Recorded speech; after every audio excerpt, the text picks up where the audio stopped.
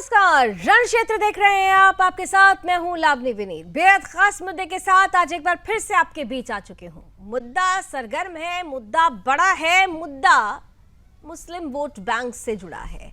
मुसलमान मेरी जान, ये जो तीन चेहरे मेरे पीछे आप देख रहे हैं, तीनों ही चेहरे इस देश के बेहद नामी और जाने पहचाने चेहरे हैं। एक तरफ उत्तर प्रदेश के पूर्व मुख्यमंत्री हैं अखिलेश यादव, दूसरी तरफ बिहार के लाल हैं, पूर्व उप मुख्यमंत्री हैं तेजस्वी यादव, आरजेडी का बड़ा चेहरा है, लालू का पूरा आईना इनमें नजर आता है। वहीं बीच में आप देख रहे हैं राहुल गांधी तेज तर्रार हैं और तीनों के लिए ही ये कहा जाए तो गलत नहीं होगा कि इन्होंने मान लिया है कि वोट अगर इनका ईमान है तो मुसलमान उनकी जान है। यही वजह है कि चाहे महाराष्ट्र हो, झारखंड हो या फिर उत्तर प्रदेश का उपचुनाव हो या 2025 में बिहार में होने वाला चुनाव हो, हर जगह नेता मुसलमानों के ध्रुवीकरण की बात कर रहे हैं। एक तरफ योगी आदित्यनाथ हैं जो हिंदुओं को सीधा संदेश दे रहे हैं कि बटोगे तो कटोगे। केंद्रीय मंत्री हैं गिरिराज सिंह जो हिंदुओं को एकजुट करने के लिए स्वाभिमान यात्रा निकाल रहे हैं, तो दूसरी तरफ ये तीन चेहरे हैं जो मुसलमानों को एकजुट कर रहे हैं और सीधे तौर पर ये कह रहे हैं कि अगर तेजस्वी यादव तो यहां तक कह रहे हैं कि मुसलमानों को अगर परेशान किया गया तो ईंट से ईंट बजा देंगे। सवाल ये है कि इन्हें मुसलमानों की फिक्र है, हर बयान में मुसलमान का जिक्र है।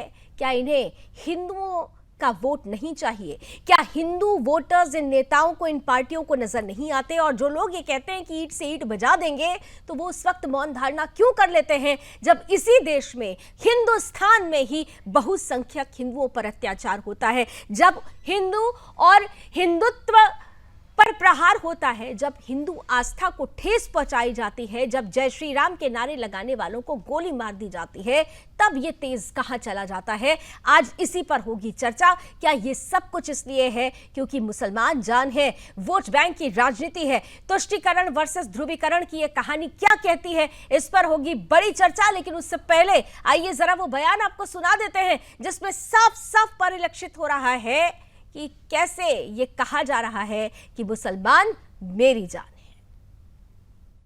अगर बुरी नजर कोई देखने का काम करेगा तो राष्ट्रीय जनता दल और तेजस्वी यादव चुप बैठने वाला नहीं, ईंट से ईंट बजा देंगे।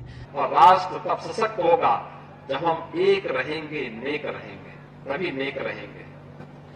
बटेंगे तो कटेंगे। हम आपको भरोसा दिलाते हैं, न केवल उत्तर प्रदेश में बल्कि देश में जब कभी भी आवाज उठाने का मौका मिलेगा, ऐसे सख्त कानून बनेंगे कि कोई मॉब लिंचिंग की तरफ या किसी के भगवान के या धर्म के खिलाफ कोई बोल नहीं पाए। वही जिस तरीके से मॉब लिंचिंग से लेकर के हमारे आपके धार्मिक और उन पर समय समय पर जो सवाल खड़े करते हैं, भाषणों से हमारे आपके लोगों को अपमानित करते हैं, हम आपको भरोसा दिलाते हैं, न केवल उत्तर प्रदेश में बल्कि देश में जब कभी भी आवाज उठाने का मौका मिलेगा, ऐसे सख्त कानून बनेंगे कि कोई मॉब लिंचिंग की तरफ या किसी के भगवान के या धर्म के खिलाफ कोई बोल नहीं पाएगा। अगर बुरी नजर कोई देखने का काम करेगा तो राष्ट्रीय जनता दल और तेजस्वी यादव चुप बैठने वाला नहीं, ईंट से ईंट बजा देंगे। हमारी देश की खूबसूरती है, हिंदू हो, मुसलमान हो, सिख हो, ईसाई हो, हम सब लोगों ने कुर्बानी दी है, इस देश को आजाद किया है। इस देश के आजादी में सभी लोगों का योगदान है। मैं बिहार के लोगों से अपील करना चाहता हूँ, नफरत की बात नहीं होनी चाहिए बल्कि मुद्दे की बात होनी चाहिए। पढ़ाई, दवाई, कमाई, सिंचाई की बात होनी चाहिए। लेकिन नीतीश कुमार जी, आज अगर बिहार में जो कुछ हो रहा है तो ये आपका दिया हुआ है। जो सांप्रदायिक शक्तियां जो तांडव कर रही हैं, चौक चौराहों पे जो दंगा भड़काने का प्रयास किया जा रहा है, तो ये नीतीश कुमार जी की देन है। आप कंफ्यूज मत होइए, आप कंफ्यूज मत होइए। ये किसी लैब में तैयार हुआ नारा है, ये किसी लैब में तैयार हुआ नारा था। उन्हें किसी से बुलवाना था तो उत्तर प्रदेश के मुख्यमंत्री से बेहतर कौन बोलता? उनकी छवि भी वैसी ही है। अगर वो कह रहे हैं कि बटो नहीं कटो नहीं, तो पीढ़ी परिवार भी तो नहीं बटेगा। तो वो तो नारा आपके लिए लगा रहे हैं कि पीडीए परिवार के लोग बटना मत, तुम समाजवादी हो, जाओ घर। बहनों और भाइयों, राष्ट्र से बढ़कर के कुछ नहीं हो सकता, कुछ नहीं हो सकता। और राष्ट्र तब सशक्त होगा जब हम एक रहेंगे, नेक रहेंगे, तभी नेक रहेंगे। बटेंगे तो कटेंगे। तो साफ तौर पर अगर देखिए तो आरजेडी के बयानों में मुसलमान का जिक्र है, अखिलेश के बयानों में, सपा के बयानों में मुसलमानों की फिक्र है।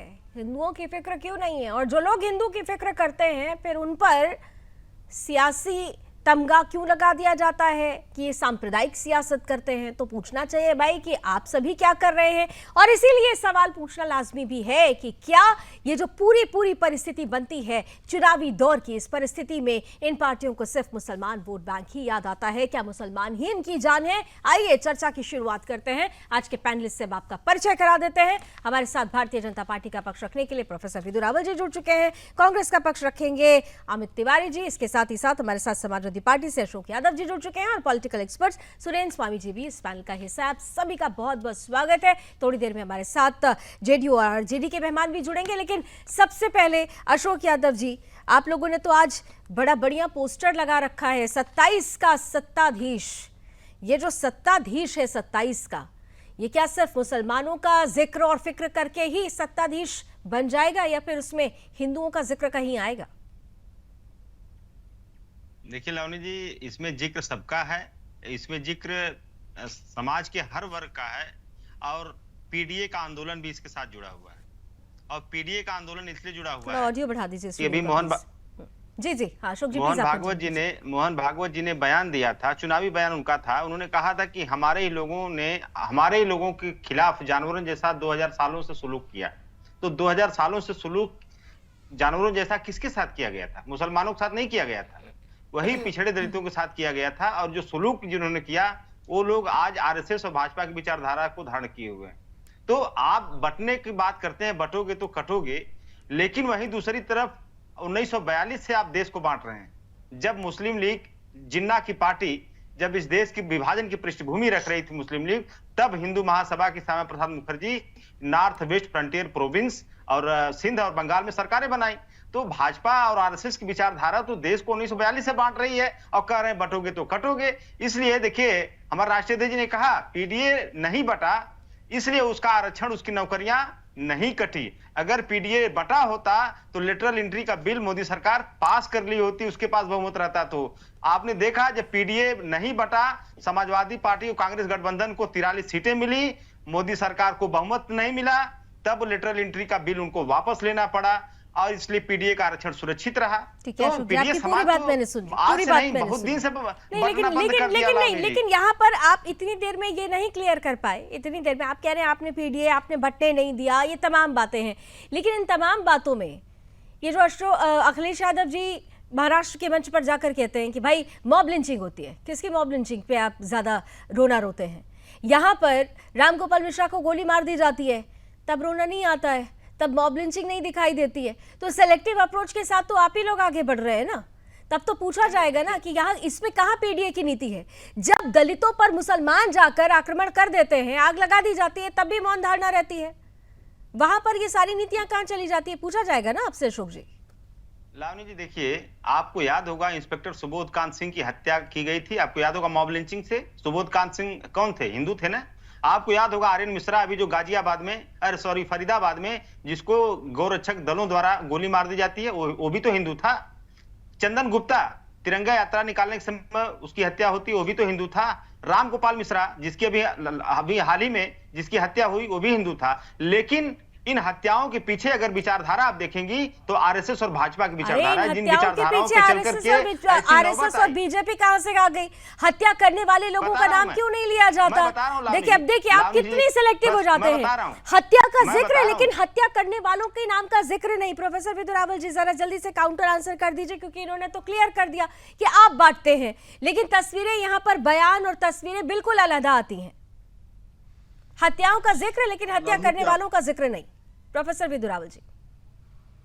लावनी जी, आपको और आपके पैनल को नमस्ते और बड़ी विनम्र नमस्ते शो देखने वाले सभी दर्शकों को। देखिए, इन्होंने बहुत पहले से क्लियर कर दिया है इन्होंने बहुत पहले से क्लियर कर दिया है कि इनकी प्राथमिकता देश के अंदर हिंदू समाज के अंदर विभाजन करके और मुस्लिमों को एक रखकर अपनी राजनीति साधने की है। इसी नाते से ये हर प्रकार की बात करते हैं। अभी जितने भी उदाहरण दिए इन्होंने, उन सब उदाहरणों में इनकी हिपोक्रेसी, इनकी जो दोगला चरित्र है वो सामने दिखता है, बड़े साफ तौर पर आता है। ये अभी कह रहे थे कि 1942 से विभाजनकारी नीति है, और फिर भाजपा और आरएसएस का कितना लूजली नाम ले रहे थे। देखिए, भारतीय जनता पार्टी या जनसंघ का तो जन्म भी 1942 तक नहीं हुआ था। राष्ट्रीय स्वयंसेवक संघ का राजनीति से कोई लेना देना नहीं था, ना आज है कभी भी। लेकिन किस प्रकार से ये लोग जो कि सत्ता पर काबिज हुए थे, भारत का विभाजन करने की दस्तावेजों पर हस्ताक्षर करने के बाद सत्ता पर काबिज जो लोग हुए थे, वो लोग आज भी इस प्रकार से बरगलाने का काम करते हैं। बड़ी बात यह है कि इन लोगों ने तय कर लिया कि 100% मुस्लिम वोट जो है इन्होंने उसको एकजुट रखना है, और ये लड़ाई इनके बीच में है। अभी कल आपने जो घटनाएं बताई, इनमें 2 घटनाएं मैं जोड़ देता हूं। एक घटना कल की है, जब कल्याण बनर्जी जो है वो वक्फ बोर्ड के ऊपर जो जेपीसी की मीटिंग हो रही थी उस मामले पर, उसमें किस प्रकार उन्होंने वो तमाशा किया। उन्हें ये तमाशा करने की जरूरत क्यों है? उन्हें ये तमाशा इसलिए करना है क्योंकि उन्होंने एक सेक्शन ऑफ सोसाइटी जिनको वो कैटर करते हैं, उस अविशेष वर्ग को इन्होंने ये दिखाना है कि देखो हम तुम्हारे लिए जाकर अंदर जेपीसी की मीटिंग में भी तोड़फोड़ कर आए हैं, ये दिखाने की है। आज दूसरी घटना आज की बता देता हूं। प्रियंका वाड्रा जो है, आज उन्होंने नॉमिनेशन किया। उनके नॉमिनेशन के दौरान जो है कांग्रेस पार्टी के झंडे नदारद थे। कांग्रेस पार्टी का एक भी झंडा नहीं था वहां पर। झंडा किसका है? ऑल इंडिया मुस्लिम लीग का। मुस्लिम लीग को इन लोगों ने ठेकेदारी दे दी है अपने चुनाव लड़ने की, और वो चुनाव कांग्रेस पार्टी के सिंबल पर बेशक प्रियंका वाड्रा लड़ रही हैं। चुनाव लड़वाने की जिम्मेदारी किसको दे दी? मुस्लिम लीग को। और यहीं पर ही सारा द्वंद है, सारा द्वंद यहीं पर ही आकर आता है। मुस्लिम वोटों का एकीकरण रखना, और इनके आपस के बीच में एक होड़ मच चुकी है कि मुस्लिमों का की पार्टी कौन सी है? कांग्रेस पार्टी ये दावा कर रही है कि पार्टी कौन सी है, यही सबसे बड़ा मुद्दा है। और खास तौर पर अगर समाजवादी पार्टी, आरजेडी या कांग्रेस की बात की जाए, अमित तिवारी जी, यहाँ तो अब एक जैसे कंपटीशन सा हो गया है कि मुसलमान किसकी जान ज्यादा है। मुझे लगता है कि आप लोग 99 ले आए हैं तो आरजेडी और सपा सहयोगी तो आपके हैं, लेकिन ज्यादा परेशान हो गए, और इसीलिए तो मुसलमानों के नाम पर तो ईंट से ईंट बजाने तक की बात होने लगी है। अमित जी, तय ये करना है कि विकास किसको चाहिए, तय ये करना है कि बेरोजगारी से मुक्ति किसको चाहिए, तय ये करना है कि महंगाई से मुक्ति किसको चाहिए, तय ये करना है कि जो काला धन के नाम पर एक सगुफा छोड़ा गया था, और जो हम 11 साल से जिस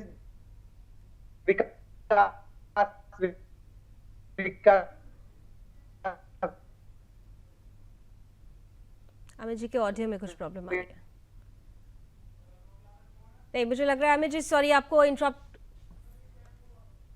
अमित जी के ऑडियो में थोड़ी प्रॉब्लम आ रही है। अमित जी की हाँ, अमित जी बोलिए जरा, एक बार और बोल लीजिए आप। आपकी ऑडियो में प्रॉब्लम हो रही थी। हाँ जी बोलिए। हाँ, आ रही है आवाज? हाँ आ रही, बोलिए। आ रही है? जी जी बोलिए। हाँ, देखिए, जो देश की आज 10 साल की सरकार है, जो नारा लेकर के आई थी, बहुत हुई महंगाई की मार, अब की बार ... की सरकार, ठीक है, वो डीजल, पेट्रोल, महंगाई, खाद्य पदार्थ, बेरोजगारी, जो 2 करोड़ प्रतिवर्ष नौकरी देने वाले लोग थे, आज नौकरी नहीं। अमित जी क्या, अमित एक सेकंड रावल साहब जवाब दीजिएगा, लेकिन अमित जी एक चीज बताइए ना। अमित जी आपने बहुत सारी बातें गिनवा दी कि तय क्या क्या करना है। नहीं अमित जी, क्या ये तय नहीं करना? नहीं, सुनिए ना, सुनिए लावनी जी, सुनिए ना, मैं बता लीजिए। 10 सेकंड बोल लीजिए। प्रवक्ता ने पूछा था, हाँ, दोगला कौन है? दोगला इसे कहते हैं जो 2 करोड़ नौकरी का युवाओं से वादा करते हैं और नौकरी उनको नहीं देते, वो दोगले होते हैं। असल दोगले वो होते हैं। ठीक है, अभी दे रहे प्रोफेसर विधु रावल जवाब, लेकिन अमित जी अब आप मेरी बात का जवाब दे दीजिए। मेरी बात का जवाब दे दीजिए। आपने बहुत सारी चीजें तय करने को बोल दी। मैं आपसे पूछ रही हूँ, सुनिए तिवारी जी, सुनिए मिस्टर तिवारी, सुनिए। ये तय नहीं करना कि इस देश को घुसपैठियों से मुक्त करना है, ये तय नहीं करना कि हमारी हिंदू बेटियों को लव जिहाद से बचाना है, ये तय नहीं करना कि इस देश की संपत्ति पर अवैध कब्जाधारी जो बैठे हुए हैं वक्फ के नाम पर उनको बाहर भगाना है, क्या ये तय नहीं करना कि इस देश में श्री राम बोलने पर गोली अगर कोई चलाता है तो उसको कैसा जवाब देना है, ये तय नहीं करना, ये तय नहीं करना। आपने कितने तरीके से आपने क्या तय करना ये बता दिया। आज भी आप उसी लाइन पर चल रहे हैं कि इस देश के संसाधनों पर पहला अधिकार मुसलमानों का। आपने इतने सवाल पूछे तो कुछ समय मुझे अरे आपने जितने जवाब दिए थे उससे जुड़े हुए मैंने आपसे सवाल पूछ लिया। हमें तय करना है, हम तय करना है कि क्या तय सबसे करना ज्यादा घुसपैठ इस 11 साल के अंदर बांग्लादेश से हुई, इसके लिए जिम्मेदार कौन है? भारत सरकार जिम्मेदार है। लावनी जी, अगर है भारतीय जनता अरे पार्टी तो की ले हिम्मत तो आए वो, जब वो एनआरसी की बात करते हैं, जब वो सीए की बात करते हैं तो रोना तो आप लोग रोने लगते हैं। वो ले तो आए। इस घुसपैठ का बड़ा हथियार क्या है, कैसे इन घुसपैठियों को भगाना है, तो रोने तो आप लगते हैं। शाहीन बाग में जाकर किस तरीके से आप लोगों ने सैबोटाइज कर दिया था सारी चीजों को, दुनिया ने देखा था। ये राजनीतिक हैं जिनकी कथनी और करनी में बहुत फर्क है। ये कभी इनकी कथनी करनी कभी एक नहीं हो सकती। इन्होंने युवाओं और कांग्रेस की कथनी और करनी, नौजवानों को ठगा, किसानों को ठगा। कथनी और करनी, अब बोलिए ना, देश के अंदर अगर कांग्रेस की कथनी और करनी जिम्मेदार है, बोलो ना। कांग्रेस की कथनी और करनी, कांग्रेस की कथनी और करनी एक जैसी, बताइए ना, एक जैसी। हमने क्या एक जैसी? यही कि इस देश के संसाधनों पर पहला अधिकार मुसलमानों का, यही कि इस देश के संसाधनों पर पहला अधिकार मुसलमानों का, यही कि रामगोपाल मिश्रा को गोली मार दी जाती है तो सरफराज और हामिद पर चुप रहना। लेकिन अगर यही इसका उल्टा होता, अगर अखलाक होता तो वहां पर किस तरीके का मोर्चा खोल देना होता। प्रोफेसर विदु रावल जी, काउंटर आंसर जल्दी से। प्रधानमंत्री जी गए थे ना, जल्दी से प्रधानमंत्री जी तो बहुत बड़े हैं ना। पाटला हाउस का एनकाउंटर हुआ, आतंकवादियों को मारा गया और आतंकवादियों को मोहन चंद शर्मा इसमें हमारे शहीद हुए इंस्पेक्टर, उनके घर पर कोई नहीं पहुंचा, उनके खिलाफ तो इंक्वायरी शुरू कर दी। लेकिन सलमान खुर्शीद ने बताया आजमगढ़ के मंच पर सोनिया गांधी की मौजूदगी में, आजमगढ़ में सलमान खुर्शीद ने बताया कि सारी रात सोनिया रोती रही, पूरी रात सोनिया रोती रही, सोनिया गांधी के आंसू नहीं रुक रहे थे कि पाटला हाउस में एनकाउंटर हो गया। किस प्रकार से आतंकवादियों के घर पर जाया गया, आतंकवादियों को सहलाया गया। जब इनकी सरकार बनी थी, इनके सहयोगियों की, तो उस समय इलाहाबाद हाई कोर्ट को इनको रोकना पड़ा। एक के बाद आतंकवादियों को एक के बाद फोटो शूट करवा रहे थे, आ ही नहीं पाए थे। आतंकवादियों को छोड़ने के बाद ये बदतमीज व्यक्ति हैं, ये जब भी आप बुलाते हैं ये ऐसे ही डिबेट करते हैं, ये ऐसे ही डिबेट करते हैं, ये जब भी आप इनको बुलाते हैं। रुक जाइए, एक साथ बोलते चले जाएंगे। ये कोई भाषण देने का मंच थोड़ी है। आप डिबेट कर रहे हैं, सवाल खड़ा किया आपने तो उनका काउंटर आंसर भी ले लीजिए। और कहां आप पुलवामा पे चले जाते हैं आप लोग? सर्जिकल स्ट्राइक पर सबसे ज्यादा सवाल उठाया था आपकी पार्टी ने, देश के सेना अध्यक्ष को गली का गुंडा कहा था आपकी पार्टी के नेता ने, कहां आप चले जाते हैं? प्रोफेसर विदु रावल जी को काउंटर आंसर करने दीजिए, फिर आपको मौका दे रही हूँ। अब बाकी सुरेंद्र स्वामी जी भी इंतजार कर रहे हैं। जी देखिए, मामला ही सारा ये है कि कैसे हिंदुओं को बांटा जाए, हिंदुओं को से पूछा जाए महंगाई कैसी है, बेरोजगारी का क्या हाल है, और उधर मुस्लिम का एकीकरण किया जाए। अब देश के अंदर सबसे तो एक मैसेज सीधे मिल रहा है ना रावल साहब, आप लोगों को भी तो एक मैसेज मिल रहा है ना। आप टैगलाइन लेके चलते हैं सबका साथ, सबका विकास, सबका विश्वास। ये सबका विश्वास तो आपको मिल ही नहीं पाता ना, तो फिर ऐसे में तो सीधे सीधे उनकी लड़ाई सीधे सीधे है, आपकी लड़ाई सीधे सीधे है। प्रोफेसर लावली जी, हिंदुस्तान में लाहौर जो है एजुकेशन का सबसे बड़ा हब था। भगत सिंह से लेकर सुखदेव तक जो है वहीं नेशनल कॉलेज लाहौर में पढ़े थे। लाहौर को हमने बहुत एजुकेशनल हब बनाया था, उसको बहुत विकसित किया था। आज लाहौर किसके पास है? लाहौर में बहुत विकास किया था ना। कराची हिंदुस्तान का सबसे बड़े बंदरगाह कहां पर थे? कराची में थे, बहुत विकसित किया था। आज कराची किसके पास है? तो ये जो लोग जिस प्रकार से रोजगार, महंगाई और इस प्रकार के जो मुद्दे सभी के लिए हैं, ये केवल हिंदू के लिए नहीं है, लेकिन मुस्लिम इलाकों में इन मुद्दों की चर्चा नहीं करते लोग जाकर। मुस्लिम इलाकों में चर्चा क्या करते हैं? प्रश्न नहीं समझ पाए। मेरा कहना सीधा ये था कि आप जब सबका विश्वास की बात करते हैं, जिनके लिए आप विश्वास की परिपाटी खींचते हैं, वो विश्वास आपके साथ कहां जुड़ रहा है? आप स्वयं कह रहे हैं कि आज परिस्थिति कैसे बदली है, आप स्वयं कह रहे हैं कि परिस्थिति कैसे बदली है। योजनाएं आप बनाते हैं मुसलमानों के लिए, लेकिन मुसलमानों का वोट आपके पास नहीं आता है। यहाँ पे तो लड़ाई सीधे सीधे स्पष्ट है। हम सरकार में रहते हुए वोट के लिए राजनीति नहीं करते, हम अपने संस्कार, अपनी संस्कृति और भारत के संविधान के अनुरूप राजनीति करते हैं। ठीक है, हमारे भारत का संस्कार और संविधान, संस्कृति, चलिए भारत का संविधान, बड़ी बात आपने कही। और हमारा संविधान की बात हर कोई करता है, लेकिन संविधान संविधान की धज्जियां कई बार हर एक पार्टी उड़ाती हुई नजर आई। बहरहाल हमारे साथ भाई अरुण जी भी जुड़ चुके हैं। आती हूँ राहुल साहब और स्वामी जी, प्लीज आपके पास आ रही हूँ। लेकिन भाई अरुण जी हैं जो कि आरजेडी से जनरल सेक्रेटरी भी हैं। अरुण जी, बहुत दिनों के बाद आप इस चर्चा में आ रहे हैं सुदर्शन न्यूज पर, और मुद्दा बड़ा गर्म है। ये तेजस्वी यादव को क्या हो गया? क्यों उन्होंने कह दिया भाई कि वो ईंट से ईंट बजा देंगे? कौन मुसलमानों को मारने जा रहा है कि वो ईंट से ईंट बजा देंगे? जो भारतीय जनता पार्टी के अररिया के सांसद थे, उन्होंने जो मुसलमानों को धमकी दी, उसी के जवाब में उन्होंने कहा तो बताइए ना, उन्होंने मुसलमान शब्द तो नहीं लिया, उन्होंने तो ये कहा ना कि अररिया में रहना है तो हिंदू बनकर रहना होगा। क्या गलत है? अगर मुसलमानों को एकजुट करती है आपकी पार्टी, तो हिंदुओं को अगर बीजेपी के नेता एकजुट कर रहे हैं तो इसमें गलत क्या? उसमें मुसलमानों का तो जिक्र ही नहीं आया। देखिए जो आप बात अभी आप अपने ही मुख से बोले कि अररिया में रहना है तो हिंदू बन के रहना होगा, तो क्या मुसलमान, तो क्या आप मानते हैं कि भारतीय जनता पार्टी के लोग जो कह रहे हैं कि मुसलमानों को भी हिंदू बन के रहना होगा? सभी को भारत में, जो अभी संविधान की बात कर रहे थे, तो हमारे संविधान में सभी को धार्मिक स्वतंत्रता है कि अपना धर्म अपने मन के मर्जी के अनुसार माने। हम हिंदू है नहीं तो कहाँ वो मुसलमानों को कह रहे, भाई हिंदुओं को कह रहे ना कि एकजुट हो जाओ। अगली लाइन में उन्होंने कहा कि भाई जाति भी देख लिया करो। उन्होंने तमाम बातें कही। उन्होंने एक बार भी ये नहीं कहा कि मुसलमानों हिंदू बन जाओ। यहाँ तो इस देश में ऐसी जगह है जहां पर हिंदुओं को पलायन करना पड़ता है। क्यों? क्योंकि उनके ऊपर दबाव होता है कि मुसलमान बन जाओ, वरना अन्यथा ये जगह छोड़ दो। मेवात जैसे इलाकों में चले जाइए, बिहार में ही किशनगंज में देख लीजिए, बहुत सारे ऐसे इलाके हैं। अच्छा, एक बात बताइए, जो लोग कहते हैं कि मुसलमान बन के रहो, क्या ये सही है? आप बताइए। वो तो आप बताएंगे ना, हमारी नजर में तो गलत है, लेकिन वो जबरन परिवर्तन, धर्म परिवर्तन कराया जाता है ना। कई जगह पर नाम बदलकर लव जिहाद कर लिया जाता है, कई जगह पर जबरदस्ती परेशान किया जाता है। यहाँ तो प्रदीप जी ने परेशान नहीं किया ना, यहाँ तो उन्होंने हिंदुओं को कहा कि भाई हिंदू बनकर रहना है। नहीं, आप एकदम गलत, देखिए आप गलत ट्रैक पर चले गए। उन्होंने कहा कि अररिया, आप ईंट से ईंट बजाने की बात कर रहे हैं, और जो लोग अभी आप ही ने कहा ना कि जो कहते हैं हिंदुओं को कि मुसलमान बनकर रहना है, तब क्यों नहीं तेजस्वी यादव को याद आता है कि नहीं, ऐसा अगर कोई कहेगा तो ईंट से ईंट बजा देंगे? तो ये सवाल तो ये भी बनेगा ना आपसे।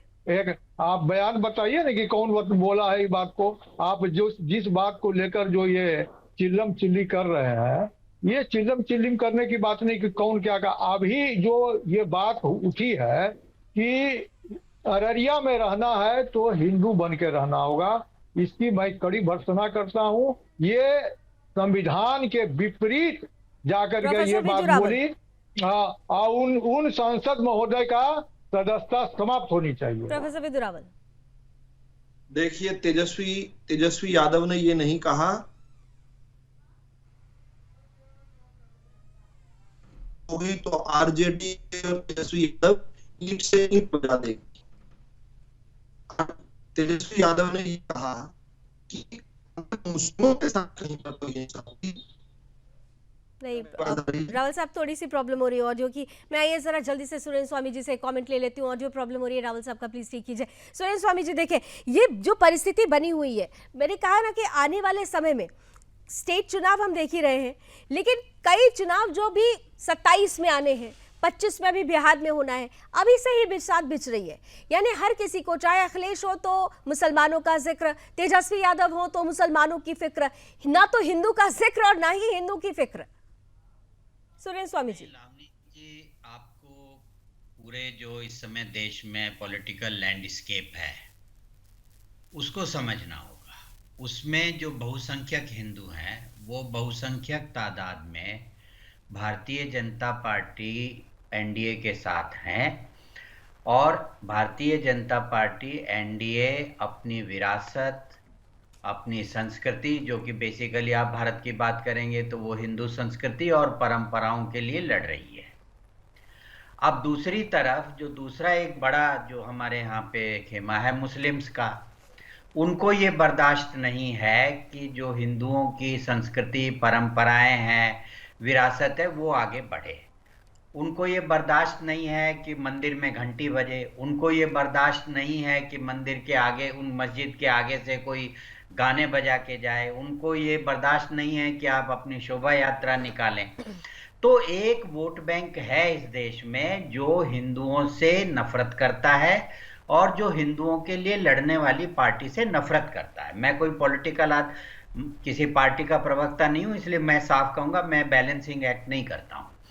और उसी का कारण है कि उस एक वोट बैंक को पकड़ने के लिए जो विपक्ष है वो उनके साथ एकजुट है, क्योंकि दूसरे में वो सेंधमारी की कोशिश कर रहा है, लेकिन वो अपनी जाति से आगे उसमें बहुत बड़ी सेंधमारी नहीं कर पा रहा है।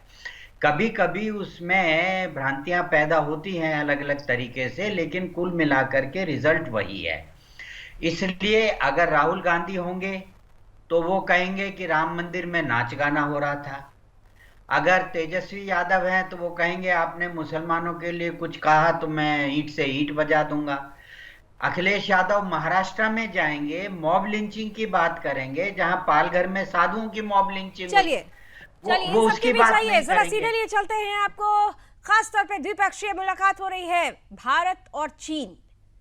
5 सालों के बाद ये महत्वपूर्ण मुलाकात, शी जिनपिंग और प्रधानमंत्री नरेंद्र मोदी आमने सामने, बेहद खास ये मुलाकात मानी जा रही है, क्योंकि 5 सालों के बाद ये मौका आया है जब भारत और चीन के बीच में यहां पर मुलाकात हो रही है। पावर पॉलिटिक्स यहां पर खास तौर से तब दिखाई देगी जब यहां पर रूस का कजान है, ब्रिक्स का सम्मेलन, और उसके बाद ये बायलैटरल टॉक। और इसके पहले ही आपने देखा कि एलएसी को लेकर जो डिसीजन लिया गया है वो बड़ा महत्वपूर्ण और भारत के लिहाज से बेहद खास। और ये सीधी तस्वीरें इस वक्त आप देख पा रहे हैं, द्विपक्षीय वार्ता रूस के कजान शहर में हुई है।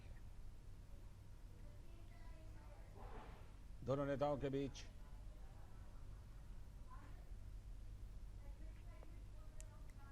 तो गर्मजोशी के साथ हाथ मिलाते हुए।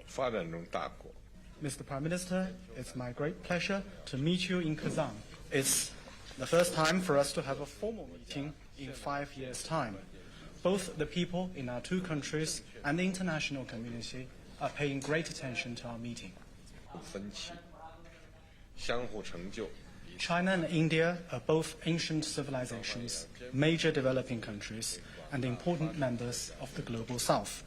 We are both at a crucial phase in our respective modernization endeavors. It best serves the fundamental interests of our two countries and two peoples, for both sides to keep to the trend of history and the right direction of our bilateral relations. It's important for both sides to have more communication and cooperation, properly handle our differences and disagreements, and to facilitate each other's pursuit of development aspirations. It's also important for both sides to shoulder our international responsibility, set an example for boosting the strength and unity of the developing countries, and to contribute to promoting multipolarization and democracy in international relations. 我愿同总理先生就两国关系和共同关心的问题交换意见。 Mr. Prime Minister, I'm prepared to exchange views with Your Excellency on our bilateral relationship and issues of mutual interest.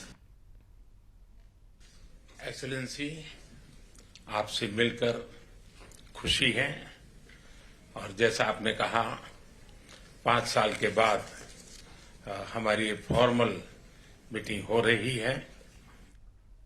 मानना है कि भारत और चीन के संबंधों का महत्व केवल हमारे लोगों के लिए ही नहीं, लेकिन वैश्विक शांति, स्थिरता और प्रगति के लिए भी हमारे संबंध बहुत अहम है। एक्सेलेंसी, सीमा पार पिछले 4 वर्षों में उत्पन्न हुए मुद्दों पर बनी सहमति का हम स्वागत करते हैं। सीमा पर शांति और स्थिरता बनाए रखना हमारी प्राथमिकता रहनी चाहिए। म्यूचुअल ट्रस्ट, म्यूचुअल रिस्पेक्ट और म्यूचुअल सेंसिटिविटी हमारे संबंधों का आधार बने रहना चाहिए। आज इन सभी विषयों पर बात करने का अवसर मिला है। मुझे विश्वास है कि हम खुले मन से बातचीत करेंगे और हमारी चर्चा कंस्ट्रक्टिव होगी। धन्यवाद।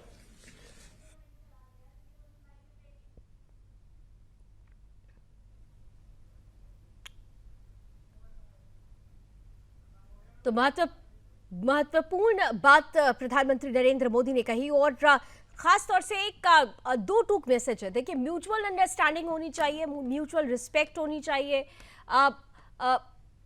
फेथ की बात हुई, विश्वास की बात हुई। और ऐसे समय में जब भारत ने सीधे तौर पर यह कह दिया है कि सीमा पे जो परिस्थिति है वहां पर शांति व्यवस्था बनाए रखना दोनों पक्षों की जिम्मेदारी, और इसके पहले जो एलएसी को लेकर एक दिन पहले जो डिसीजन लिया गया है कि 2020 के अकॉर्डिंगली पेट्रोलिंग होगी, इसका मतलब सीधे है कि भारत अपनी शर्तों पर अब आगे चलेगा। भारत वो है जो बदल चुका है। ये नए भारत की बुलंद तस्वीर है। अगर आपको आगे बढ़ना है तो भारत को नजरअंदाज नहीं कर सकते हैं। और ऐसे में चीन के साथ ये मुलाकात इस लिहाज से भी बेहद खास कि प्रधानमंत्री नरेंद्र मोदी ने 2 टूक शब्दों में कह दिया है कि शांति अहम है, लेकिन शांति के लिए जरूरी है कि दोनों पक्ष इस बात का ध्यान रखें। सीमा पर शांति बनाए रखना ये प्राथमिकता है। भारत चीन संबंध शांति के लिए शांति एक अहम मुद्दा है और इसीलिए ये जो प्रायोरिटी है इसमें म्यूचुअल अंडरस्टैंडिंग जरूरी है, म्यूचुअल रिस्पेक्ट जरूरी है, म्यूचुअल बिलीव जरूरी है। और ऐसे में अब चीन इस विश्वास को कितना कायम रखता है ये देखना बहुत दिलचस्प होगा। हालांकि चीन ने जिस तरीके से गर्मजोशी के साथ, शी जिनपिंग ने जिस गर्मजोशी के साथ हाथ पहले आगे बढ़ाया, अगर आपने ध्यान दिया हो तो यानी चीन भी अब समझता है कि अगर एशिया में अगर अपने आप के वर्चस्व को कायम रखना है, अपने अस्तित्व को बरकरार रखना है तो भारत को। यहाँ पर विपक्षी पार्टियां हर कोई मुसलमानों में ही अपना वोट बैंक ढूंढ रही हैं। हम चर्चा जारी रखते हैं। सुरेंद्र स्वामी जी को जल्दी से समय दे देती हूँ, 20 सेकेंड्स, क्योंकि उनकी बात बीच में रह गई थी। स्वामी जी, मुसलमान तुष्टीकरण या फिर ध्रुवीकरण, ये जो बयान आ रहे हैं? नहीं, ये आप तुष्टीकरण कहिए, ध्रुवीकरण कहिए, जो मैंने आपको बताया ना कि इस समय जो लैंडस्केप बट गया है वो लैंडस्केप हिंदू मुसलमान में बट चुका है। मुसलमान किसी भी हालत में भारतीय जनता पार्टी को वोट नहीं देगा, उसे हराने के लिए वोट देगा। और इसीलिए जो विपक्षी दल हैं उनका सारा फोकस उनके ऊपर है, उसी को लेकर के उनकी बातें सारी की सारी हैं। लेकिन समस्या क्या है कि खाली उनके दम पर ये कुछ कर नहीं पाएंगे, तो इसलिए इनको हिंदुओं में जो भी कोई हिंदू की बात करेगा, जो भी कोई हिंदू धर्म की बात करेगा, तो अपनी अपनी इनकी खींचतान भी है कि मुस्लिम वोट किसके पास जाए। अगर आज अखिलेश यादव यूपी में कांग्रेस के साथ गठबंधन नहीं करते हैं और कांग्रेस अगर अपने कैंडिडेट खड़ा कर देती है तो आपको रिजल्ट सामने नजर आ जाएगा।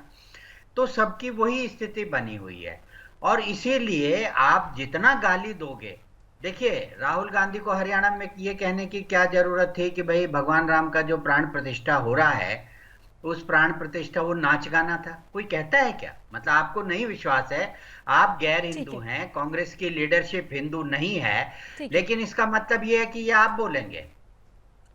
अरे तिवारी जी आप मत बोलिए, तिवारी होकर के ब्राह्मणों ने हिंदू धर्म का ठेका नहीं लिया है, आपको बना दिया समाज में हिंदू धर्म बचाने के लिए। आप नहीं बचा रहे हैं तो बाहर जाइए, बात नहीं कर सकते टिप्पणी और आपकी क्षमता भी नहीं कि आप टिप्पणी कर रहे हैं। कहा ये बहुत गलत कहा, वो नहीं है हिंदू ले जाए जहाँ पर हिंदुत्व के प्रधानमंत्री शंकराचार्य को गाली दी जाती है। गैर हिंदू लीडरशिप है कांग्रेस की, मेंबर है, आप दम हो तो अगर आपकी हैसियत है तो आप 2 गाली उसको जो प्रधानमंत्री को गाली देता है, जो हिंदुत्व के प्रधानमंत्री शंकराचार्य को गाली देता है। आप है हिंदू, आप नकली हिंदू। मैंने गाली दी है क्या? मैंने कहा है कि उन्होंने ये, मैंने गाली दी है राहुल गांधी को?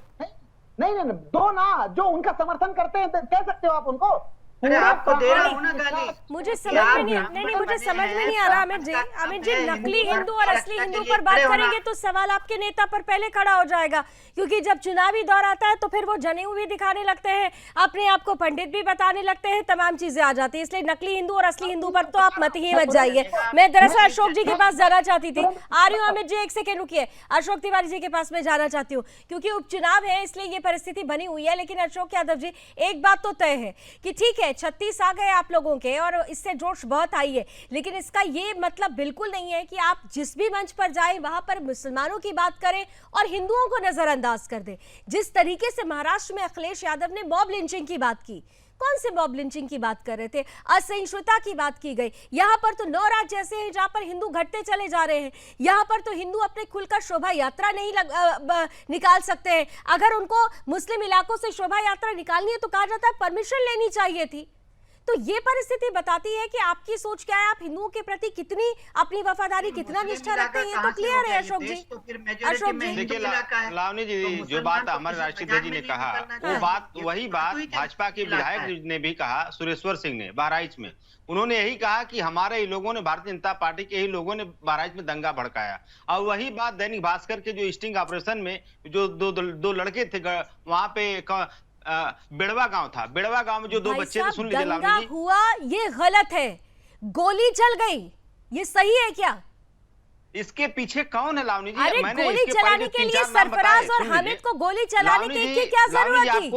आप नहीं, आपका सवाल जहां तक जायज रहता है वहां तक मैं आपके साथ खड़ी होती हूँ, लेकिन जब सरफराज और हामिद की बात आती है आप लोग यू टर्न ले लेते हैं। आप खुलकर क्यों नहीं कहते? ये कौन सा डिफेंड करने लग जाते हैं कि उनको किसने राम गोपाल मिश्रा या आर्यन मिश्रा के हत्यारे कौन हैं? आप अगर इसको गहराई से देखेंगी तो वो आपको पता लगा भाजपा और आरएसएस के लोग हैं उनके हत्यारे। आप ये बताइए, अगर वहां दंगा नहीं भड़काती भाजपा तो राम गोपाल मिश्रा जिंदा रहता। भारतीय जनता पार्टी को लाशों पर राजनीति करनी है, चाहे हिंदू मरे चाहे मुसलमान मरे। अरे भाई, लाशों पर राजनीति करने की आप बात करें और आपके नेता जब बोलते हैं मन से कि हमारी आबादी बढ़ रही है, राज हमें करना है। नहीं, 2 चीजें एक साथ नहीं चल सकती अशोक जी, 2 चीजें एक साथ नहीं चल सकती। आपको क्लैरिटी रखनी होगी। आप इस मुद्दे पर तो कहते हैं कि भाजपा करा रही है, लेकिन आपके नेता जब कहते हैं कि हमारी आबादी बढ़ रही है, राज हमारा आने वाला है, महबूब अली जब ये कहते हैं, तब आप लोगों की ये सोच कहाँ चली जाती है?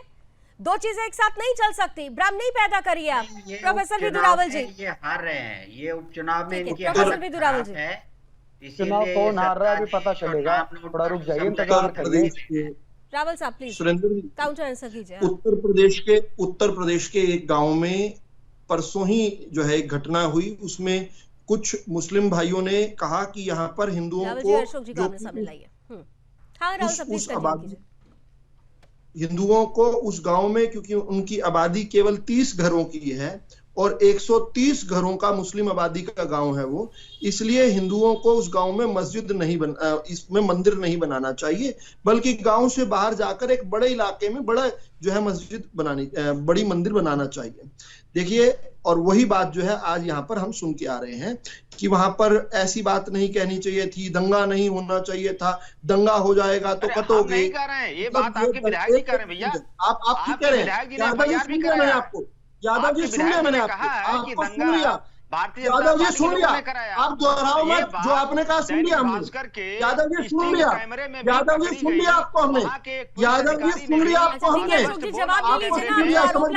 जवाब दे रहे हो, सुन लीजिए। आपने जो कहा राम गोपाल मिश्रा के हत्या का कोई जिम्मेदार डिबेट का समय करो। यादव जी काउंटर आंसर कर रहे हैं ना, वो आपको बता रहे हैं, आपको सुन लीजिए। सुन लो ना, आपने जो कहा ही राम गोपाल मिश्रा जिम्मेदार है, उसको राजनीतिक रोटी सेकने के लिए उसने राम गोपाल मिश्रा को बलि चढ़ा दिया। आपने जो कहा सुन लिया, हमने सुन लिया, हमने सुन लिया, होना चाहिए। आपने जो कहा हमने सुन लिया। आज राम गोपाल का परिवार दर ठोकरे खा रहा है। अशोक यादव जी सुन तो लीजिए, आप आरोप लगा रहे हैं तो आरोप का जवाब भी तो ले लीजिए ना। अच्छा ठीक है, वो जवाब दे रहे, सुनिए अशोक जी। मरे लेकिन उसके घर का चिराग बोलिए राहुल साहब, जल्दी से काउंटर हो गया। मैं निवेदन हो गया, उस चिराग के घर गए कभी? राजनीति मत करिए। अरे कर रहे हो आप, कर दो। मिश्रा मरा, यादव जी मत रो, मैं आपको वो दूं क्या? घड़ियाली आंसू इतने रो रहे हो, थोड़ा पूछ लो कागज लो, पूछ लो। देखिए लाशों पर राजनीति करने वाले गए क्या उनके घर में? राम गोपाल के घर गए क्या? आपका कोई नेता गया क्या?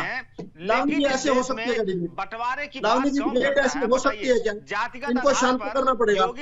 ये घड़ियाली अशोक जी इतने सारे अगर आरोप लगाएंगे तो आरोप का जवाब भी तो ले लीजिए ना। आप वो जवाब दे रहे हैं तो जवाब भी सुन लीजिए। बोलिए राहुल साहब। लावनी जी, हाँ ठीक है, कटने की बात आज योगी हाँ जी उसी पर जवाब दे रहे हैं, उसी पर जवाब दे रहे हैं। वो जवाब सुन लीजिए जल्दी से, समय की सीमाएं हैं, जवाब भी सुन लीजिए। राहुल साहब बोलिए। उनकी नौकरियां क्यों छीनी गई, ये बताएं ना। ये रावल जी आप कंटिन्यू कीजिए, आपकी ऑडियो आ रही है, क्लियर आवाज आ रही है। आप जैसे चुनाव खत्म होता आप उनको जो है इनका बना देते हो, तो ऐसे कैसे चलेगा? नहीं, ऐसे नहीं जवाब हो सकता। लावनी जी माफी चाहूंगा, मैं इनको शांत करवाना। आप बोलिए, मैं शांत हो जा रहा हूँ सर, आप बोलिए। ठीक है, वो शांत हो गए, बोलिए जल्दी से सर, मुझे समझ यादव जी आपने जो कहा था पहली बार में ही समझ आ गया था। हम आपसे दोबारा इतनी मेहनत नहीं करवाना चाहते थे। आपने जो कहा पहली बार में समझ आ गया, मैं तो वहीं से उठा रहा हूँ बात को।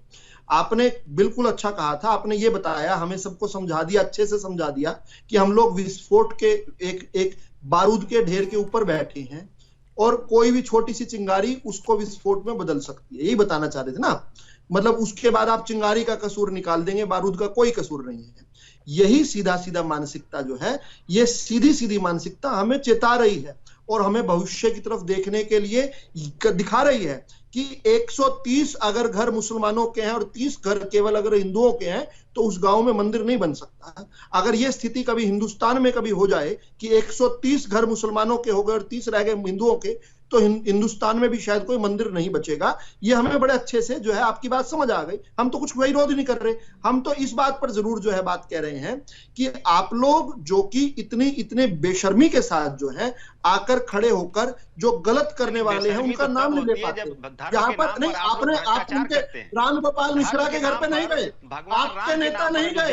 राम गोपाल मिश्रा के लिए आपकी कोई संवेदना नहीं है। आपकी इस विषय को केवल और केवल तो आप लोग मत ही लीजिए तो अच्छा। फिर आप बोलेंगे कि बीजेपी की प्रवक्ता बन जाती हूँ, लेकिन सच्चाई सबने देखी थी। सुनिए, राम भक्तों पर गोलियां चलाने वाला इतिहास, वो इतिहास कभी भुलाया नहीं भूला जा सकता। अशोक जी, वो इतिहास कभी भूला जा सकता है। आप लोग राम मंदिर की जब भी बात करते हैं तो वो इतिहास, वो काला सच सामने आ जाता है, गाहे बगाए उसका जिक्र आ ही जाता है। तो सवाल कई होंगे। बहरहाल आज समय की मुझे इतनी ही अनुमति दे रहा है, आप लोगों को थोड़ा समय कम मिला, लेकिन महत्वपूर्ण तस्वीर भी सामने आई। अंतर्राष्ट्रीय मंच पर चीन और भारत 5 सालों के बाद अगर मुलाकात ये हुई है तो इसके बड़े मायने भी होंगे। थैंक यू सो मच इस मुद्दे पर हमारे साथ जुड़ने के लिए। अब मुसलमानों को लेकर ये होड़ शुरू हो चुकी है, मुसलमानों का वोट बैंक किसकी तरफ हो, क्योंकि कांग्रेस जिस तरीके से मुसलमान की पार्टी बनकर उभर रही है, अब क्षेत्रीय पार्टियां, वो चाहे उत्तर प्रदेश की समाजवादी पार्टी हो या बिहार की आरजेडी हो, दोनों को ही डर सताने लगा है। और यही वजह है कि मुसलमानों को मेरी जान बताने के लिए दोनों ही पार्टियों की तरफ से वो सब कुछ किया और कहा जा रहा है जो इस देश में हिंदुओं को ठेस पहुंचाता है। इन पार्टियों को सोचना होगा, बहुसंख्यक हिंदुस्तान में हिंदुओं का जिक्र होगा भी या नहीं, या फिर हिंदुओं को ही सोचना होगा जो योगी आदित्यनाथ कहते हैं कि बटोगे तो कटोगे। रण क्षेत्र में भी बस इतना ही। देश और दुनिया की तमाम खबरों के लिए आप जुड़े रहिए सुदर्शन न्यूज के साथ।